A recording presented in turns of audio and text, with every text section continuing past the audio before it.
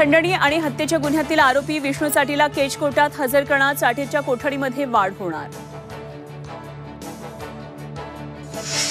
जालन्यामध्ये आज संतोष देशमुखांच्या हत्येच्या निषेधार्थ मराठा समाजाचा मोर्चा, देशमुख कुटुंबियांसह संभाजीराजे, जरांगे पाटील आणि सुरेश धस मोर्चात सहभागी होणार।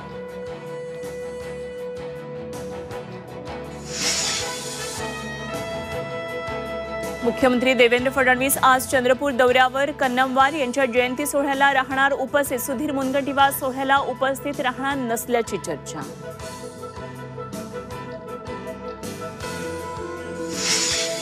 वाढती वाहतूक कोंडी आणि रस्ते अपघातावर नियंत्रण आणण्यासाठी सरकार नवीन वाहन धोरण आणणार, परिवहन विभाग 100 दिवसात आराखडा तयार करणार।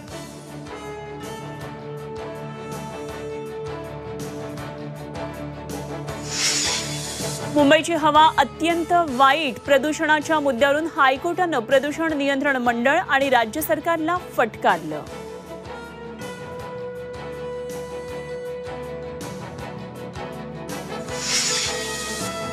सीबीएसई बोर्डाच्या सर्व शाळांनी शिक्षकांची माहिती 30 दिवसांच्या आत जाहीर करावी, शाळेची वेबसाईट तयार करून माहिती अपलोड करण्याचे बोर्डाचे आदेश।